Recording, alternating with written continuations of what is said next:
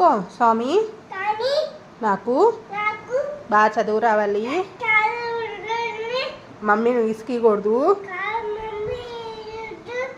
బాగా సైలెంట్గా ఉండాలి, సైలెంట్గా ఉండాలి. దా రా బాబాయ్కి దండం పెట్టుకో. పెనానికి పెనాన్న ఎక్కడున్నాడు? పెనాన్న ఆడ దగ్గరికి వెళ్ళి పెట్టుకోపో.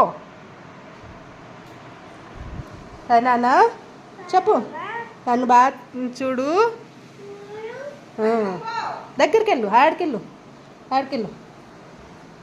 ఏడ పెట్టుకో. పెట్టుకో